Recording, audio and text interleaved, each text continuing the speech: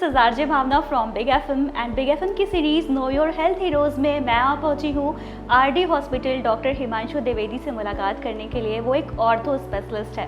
तो सर आपका बहुत बहुत स्वागत है बिग एफएम की series know your health heroes में। थैंक यू सो मच भावना जी। मैं चाहूँगी कि बनारस को आप अपने बारे में बताइए। मैं अपनी MBBS कंप्लीट मैंने की SMC से, फिर उसके बाद I am the orthopedic resident Delhi में था मैं। फिर I went for my MS to KIMS Bengaluru और वहाँ से रेजिडेंसी अपनी मैं कंप्लीट करके फिर I join defence for 3.5 year. एकदम से डिफेंस में रहने के बाद ये आरडी हॉस्पिटल बनाने का ख्याल कैसे आ गया? मैम आरडी हॉस्पिटल बनाने का ख्याल मेरे दिमाग में ये बहुत पहले एक ऐसा इंसिडेंट हुआ। मेरी ग्रैंड मदर, तो when I was in MBBS मैं फाइनल ईयर में था, तो मेरी ग्रैंड मदर गांव में रहती थी और मेरे फादर की पोस्टिंग वाराणसी में थी। मेरी मदर से बहुत अच्छी तरीके से उनकी बात हुई, सब कुछ हुआ। ये एक इंसिडेंट मैं शेयर कर रहा हूँ कि मेरे दिमाग में ये आया कहाँ से।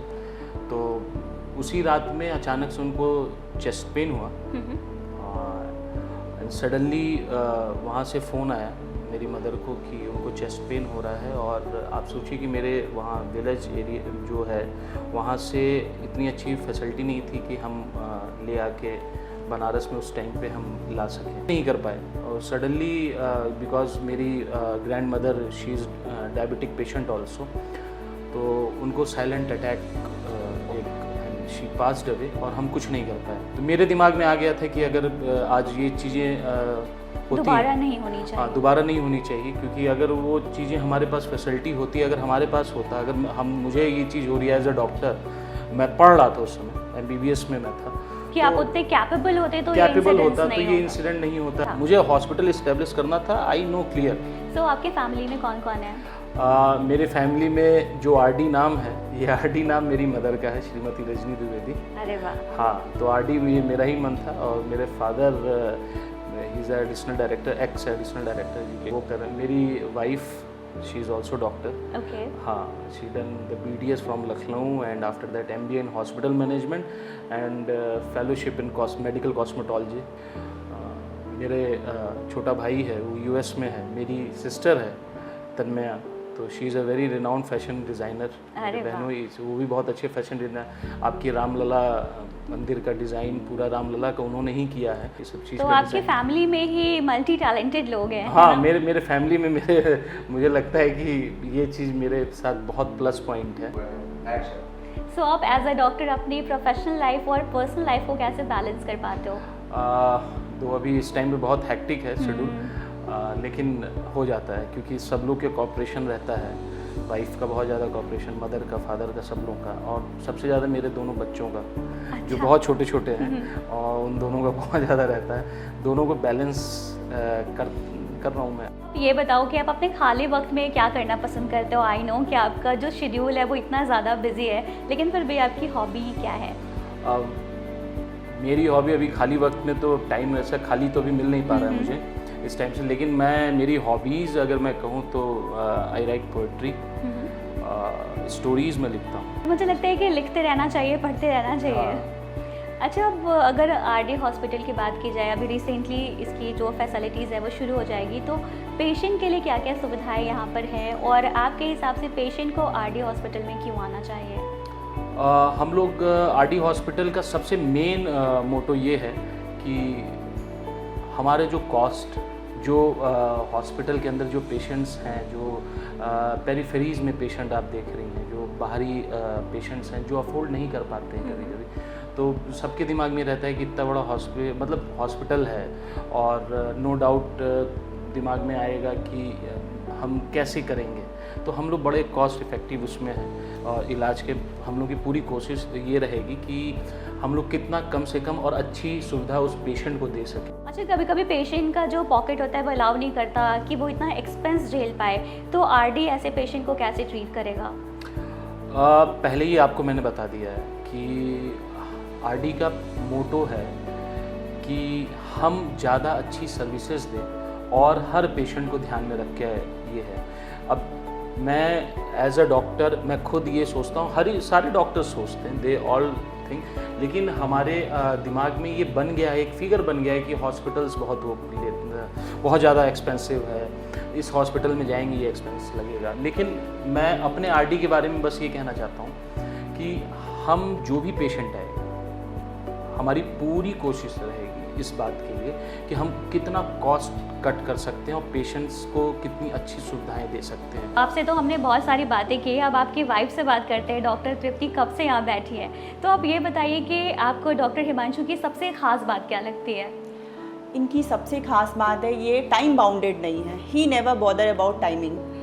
ये अगर किसी चीज़ में इन्वॉल्व हो जाते हैं तो शायद ये टाइमिंग का, और शायद ये मेरी पूरी फैमिली, मेरी बेसिकली मेरी mother in law, father in law, हम सबकी कंप्लेन यही सबकी कंप्लेन है कि he never bother about timing. Okay, और 100% डिवोशन के साथ कोई काम करते हैं, और ये बहुत ज़रूरी है। ये बहुत ज़रूरी, या समटाइम्स ज़रूरी है, बट पर्सनल लेवल पे जाओ तो थोड़ा पर्सनल लाइफ को भी लाइक पैरेललिज्म में लेके चलना चाहिए। डॉक्टर तृप्ति, आप भी एक डॉक्टर हो, तो आप आरडी को कैसे सपोर्ट करते हो? ये क्वेश्चन तो अगर मैं बताऊंगी कि सपोर्ट क्या है, तो मेरा सपोर्ट बहुत बिग स्केल पे है आरडी में। लाइक जब कोविड चल रहा था तो डॉक्टर हिमांशु ने मुझे बहुत फोर्स किया कि, और मेरे फादर इन लॉ साहब ने बताया कि हमारा हॉस्पिटल कमिंग 2 years में हम स्टार्ट कर देंगे अपना हॉस्पिटल। तो उन्होंने बोला कि पहले से हमें रेडी होना चाहिए। तो लाइक फिर उस टाइम पे मैंने MBA में एनरोलमेंट लिया और मैंने उस पूरे कोविड के पीरियड को एंजॉय भी किया और अपनी एजुकेशन का भी थोड़ा एक्सटेंशन लाया कि नहीं, मैं हॉस्पिटल मैनेजमेंट में मैंने MBA किया। उसके बाद फिर अभी मेरा मैं पूरा मैनेजमेंट पूरा मुझे ही देखना है, लाइक कंप्लीट मैनेजमेंट मेरा ही है। उसके बाद अभी recently I have done my fellowship programme, like medical cosmetology में मैंने फेलोशिप प्रोग्राम किया। मुझे ऐसा लगता है कि एस्थेटिकली और इन कॉस्मेटिक डिपार्टमेंट में बनारस अभी बहुत एक्सटेंडेड फॉर्म में नहीं है, बहुत ज़्यादा एलेबोरेटेड नहीं है।